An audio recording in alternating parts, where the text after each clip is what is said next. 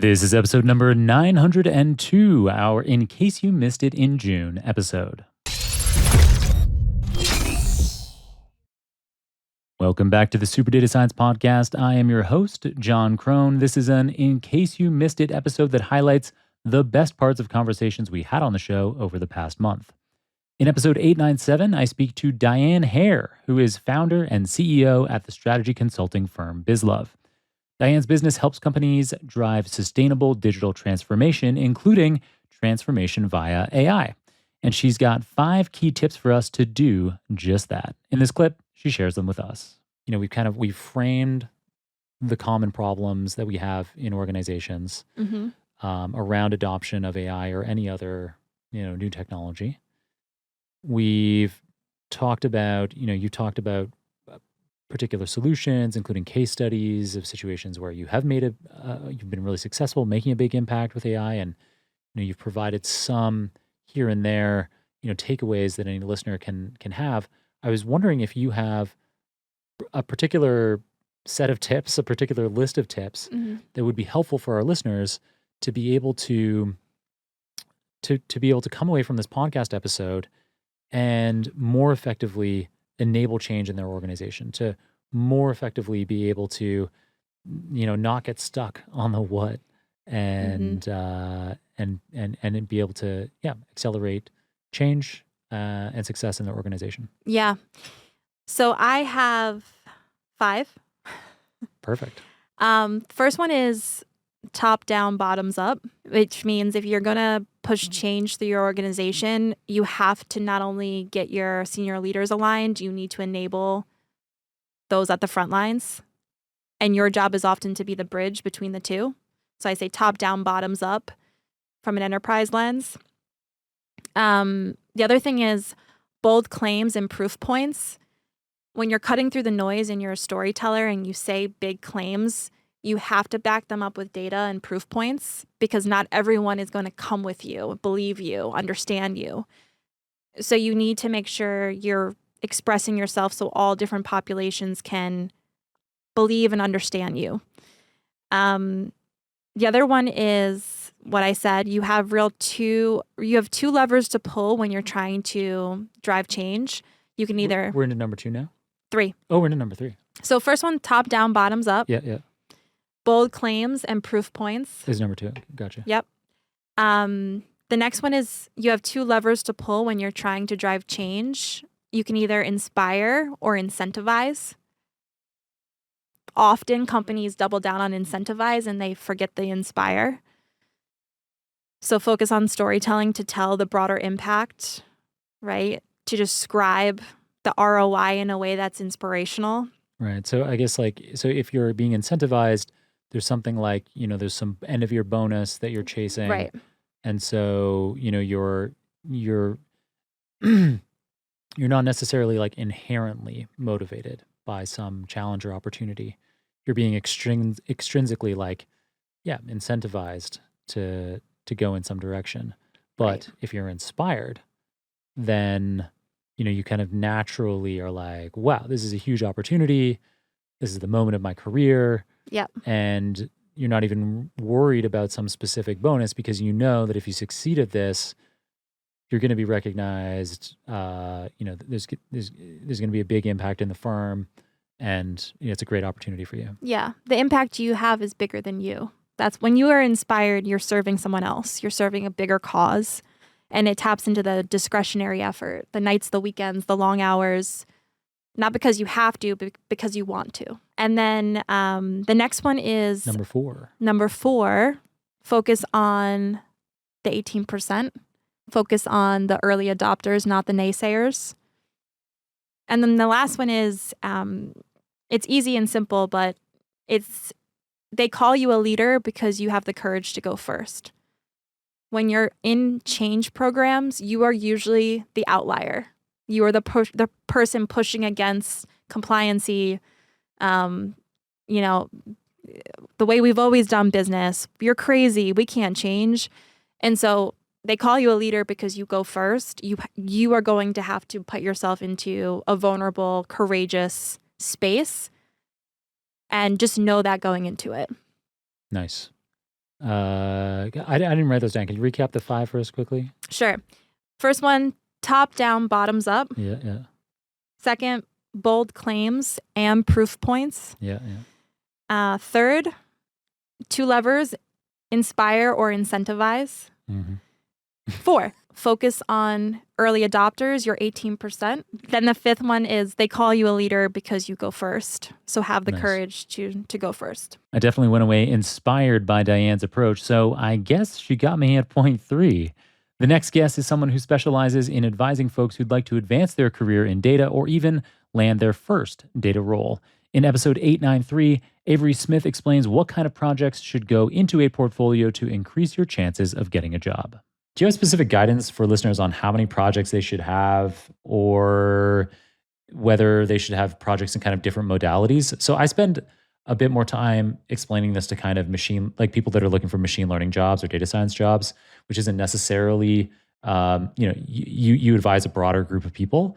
And so when I'm talking about machine learning, I often say things like, maybe you should have like one machine vision project, one NLP project.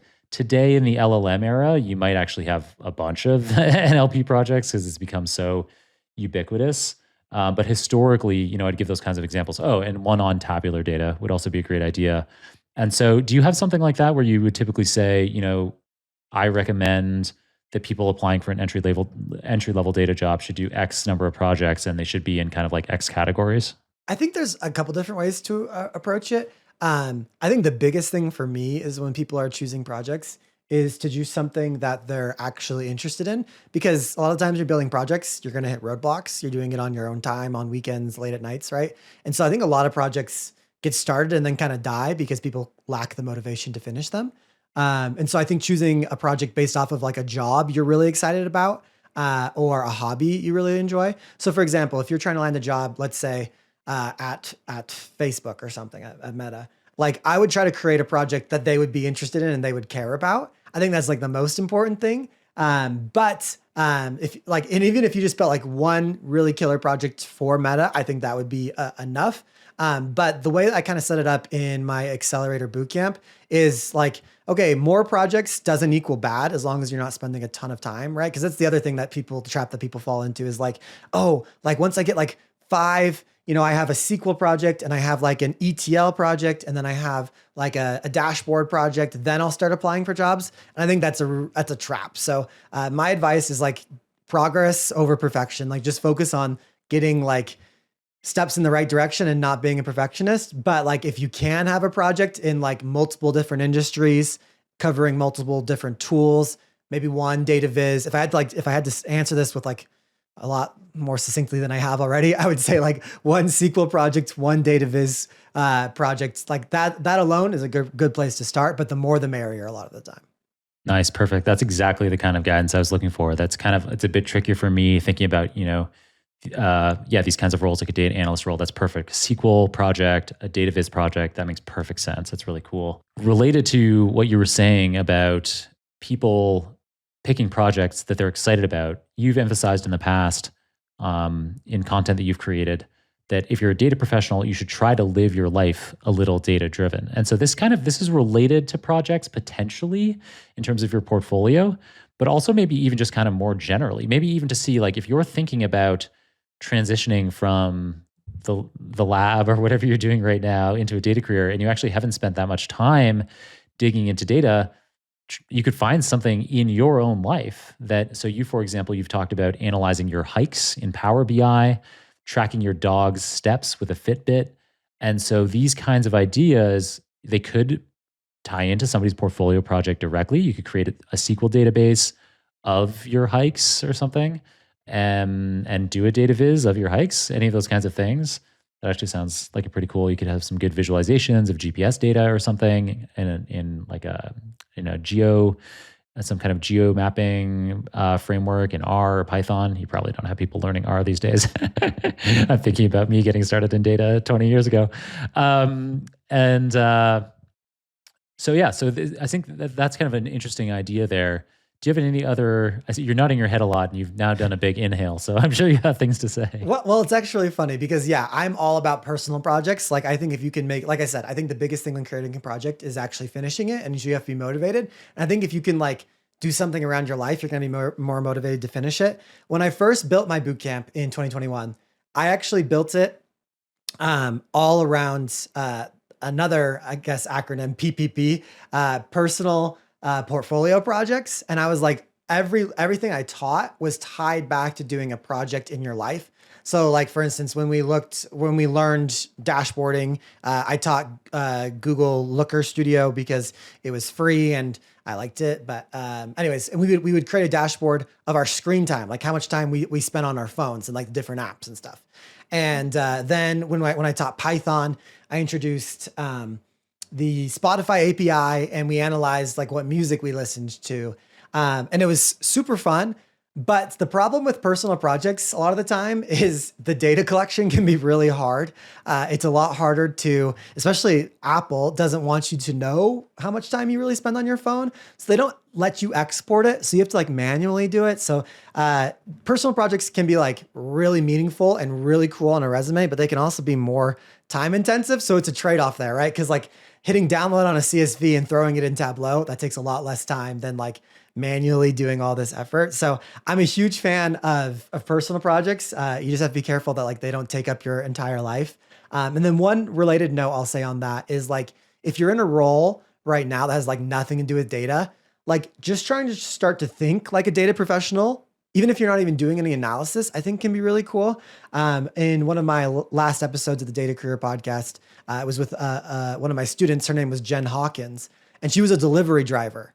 Like a delivery driver has to be like one of the least data analyst-y roles you could have, right? You're not a computer, but she was like, when she had to like get into a gate coded community or like a gate coded apartment building, she would have to send text messages to the recipients.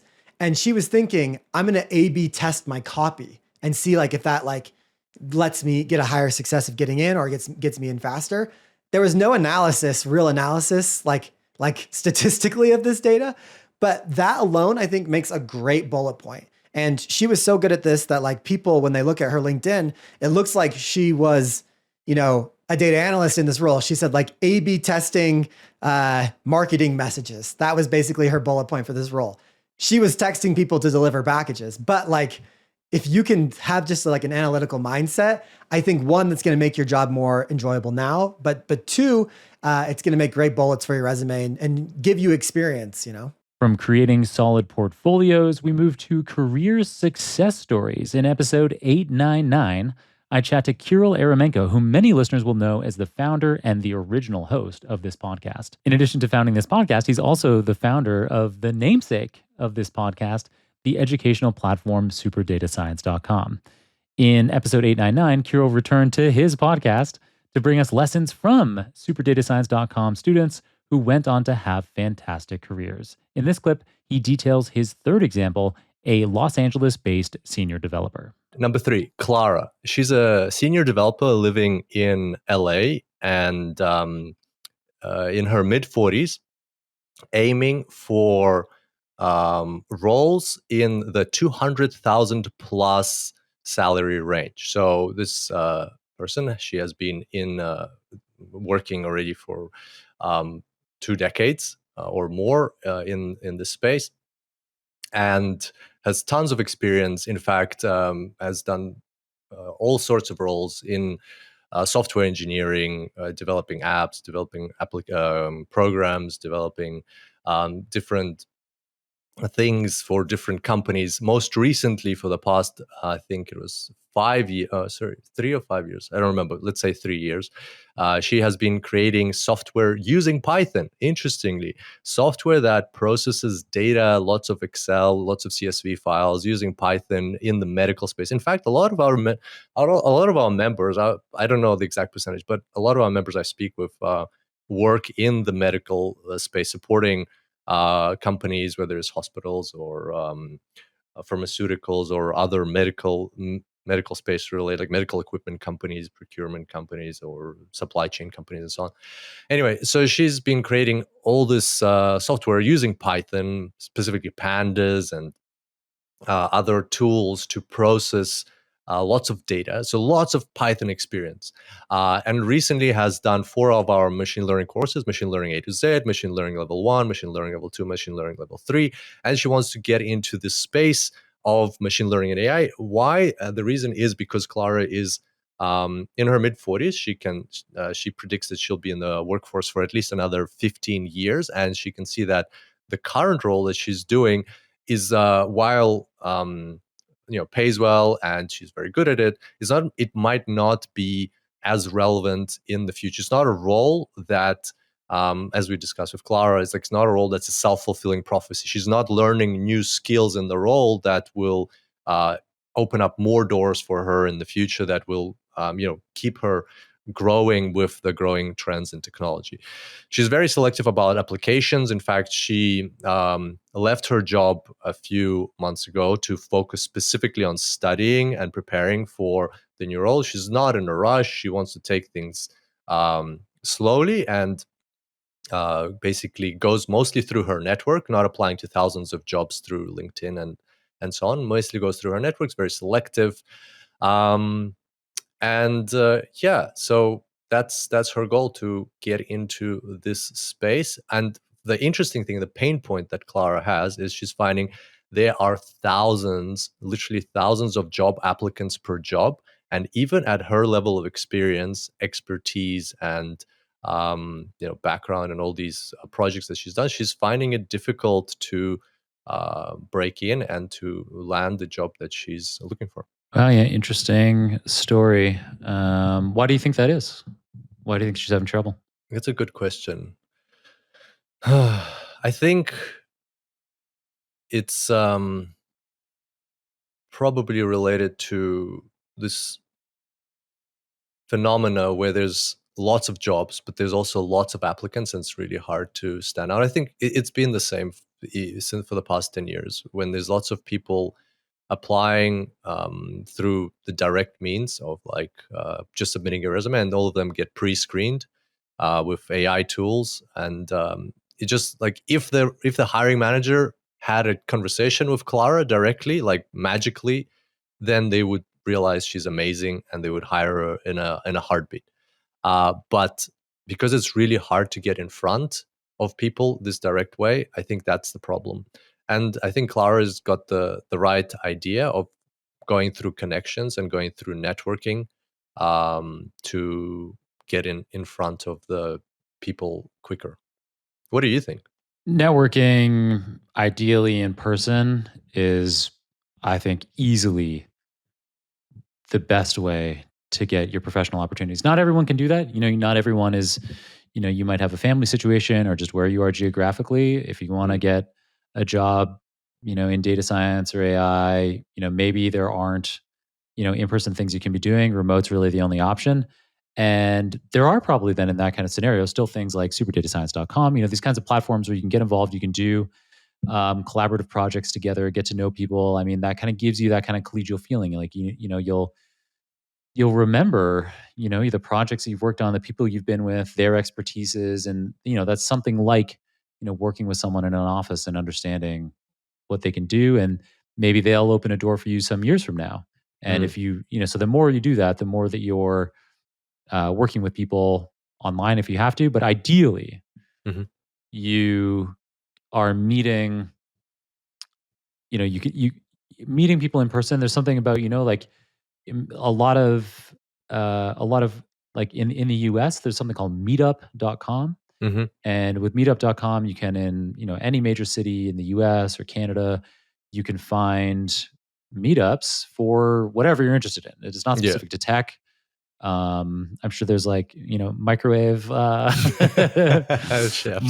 reprogramming chefs meetup. There's all kinds of specific things out there. But in data science in particular, there's lots of different of these kinds of meetups, and you go and you could be at any stage. You could be just getting started. You could be thinking about it. Maybe you're like a medical doctor and you're you're tired of just, dealing with one human at a time, and you have a vision for some kind of like medical AI system that you want to build, to like scale up your impact. And so you can start going to these meetups and meeting people and decide, okay, well, maybe like how can I take further steps into this? Should I be joining a platform like superdatascience.com, or like do a master's in person at a local university? So you could be, at that very early stage where you're just exploring if a career in data science or AI is something you're interested in, all the way through to being, a big expert. You might participate in giving the talks if you're an expert. Often these meetups have that. It could be based around one or two speakers, talking about real world projects or some open source library they're developing. But around these, so you learn stuff from the speakers, but around these you also have lots of social interaction. There's drinks at a lot of these. Pizza is often the like food that they Mhm. order. Um, and sometimes it's sponsored by some local data science or AI company, or maybe there's like some small fee, like $5 or $10 that you pitch in to be able to buy the pizza and the beer or whatever. And yeah, it's in those social interactions that you meet people, and some people just you click with them and you chat with them more. You see them there a few times, and yeah, you might find your next job, you might find your romantic partner, you might find your best friend. Mhm. You never know. Yeah. In a way that I think those kinds of things, those kinds of connections, they don't. It's a little bit harder to make them online, but it can happen. I have personally had a lot of good experiences with Meetup.com. It's actually been critical to advancing my career. And what's great about these events is that they can happen anywhere in the world. So look out for a meetup that's relevant to you, if you're looking to advance your career or even just meet some like minded people. My final clip is taken from episode 895. In it, I speak to Shaun Johnson, co founder and general partner at AIX Ventures in San Francisco. As an investor in early stage startups, Shaun gave me some great insights into what he's looking for and how he evaluates the market. When you're evaluating these early stage AI startups that you invest in, what are some of the non-obvious signs of product market fit that you look for? Or I guess even more generally, what are you looking for in those investments? How do you evaluate that the market is ripe for that particular type of AI in that particular application? Yeah, you know what? Early stage is really a game of people. You back the founder when they're just or founders when they're just having their idea. Maybe they have some prototype or some product, but it's really a people bet, and they will go out there with their vision to change the world, and they will learn quite a lot, and that will result in pivots, micro and macro. And so, we can't say like, I don't think VCs are like genius market timers, right? I think, they can have a sense of that, but then also recognize that the founder will do what they need to do. And we really just look at investing in teams that can execute at sort of the speed of light and pivot however much they need to find a resonant point between what their offering is in the market, and then get to that um, great growth trajectory. That makes a lot of sense, but then it begs of me it begs a similar kind of question, which is how do you then identify that kind of founder or that kind of founding team? I guess is there kind of I've had investors on in the past who have said that with AI startups, they typically look for this kind of three-legged stool of a CEO, which is somebody who's great at selling the idea, a CTO who obviously is highly technical, but then in an AI startup, you also have this AI expert who, where the CTO is maybe more concerned with platform scalability, reliability, those kinds of concerns. You have this third co-founder that is the AI expert at or near the cutting edge, like you described, Richard Socher or Chris Manning might be, with their research. Does that kind of ring true to you as well in the teams that you're investing in? And not I would say 100%. The way we think about it, we start by looking at the team and assessing two factors. One is AI nativeness, right? Do we consider this team to be quite deep in AI, or or not? And then market savviness or commercial savviness, right? Do they have expertise in this area? Do they have any right building into this market? Um, and that's really where we focus. And then we ask ourselves, given a team and given where we think kind of that market landscape is, where will they need to improve, right? Like it's never perfect. You don't find teams that are always optimally AI native and optimally commercial savvy. And so if you invest in a team that's more AI native and less commercial savvy, then the question is, how do you de-risk the commercial savviness with the team?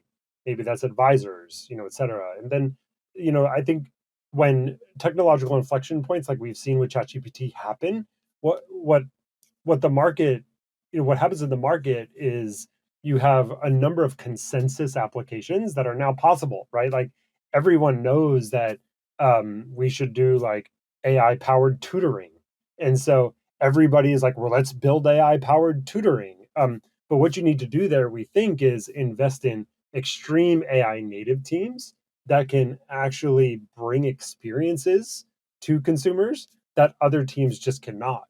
And as the years go on and you start getting outside of this consensus driven investing, you go back into like the market savvy investing where you don't need as much the AI native teams. Like they'll still be very good, but it becomes more important to have a market insight that is non-consensus. And so, the way we think about it, if you think about SaaS investing, let's call it 5 years ago, SaaS investing, no, like there wasn't a ton of differentiation on like the MCV stack. It's not like you're like, oh, right, like the model is like, the model technology is unique, the database is unique, or like the controller is unique, or the view is unique. It's all, Mongo and right, like MySQL, and it's in the middle where it's let's call it Node.js or Ruby, and then it's React or HTML, CSS, JS, and that's all commodity, right? It's just like, well, what's the idea? How are you going to configure? And AI will get there within the current framework of the technology. Now, if we have a new architecture come out that does replace transformers, then the game on again. Right now, a whole new set of consensus bets will be made against what that technology can create. But right now, I think what we're transitioning from, you really need AI native teams in a consensus world, to you're going to start needing more market savvy teams in a non-consensus world.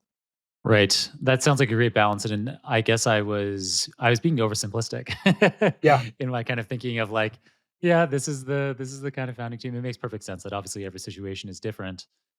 Yeah. And the last thing I'd add to that question, John, is this comment on like, do you need the AI expert on the team, right? So you have your CEO that's like, market savvy, and you have your CTO that's like builder, and then do you need this AI expert? And I've seen this on lots of teams, even my last team at Lilt. I think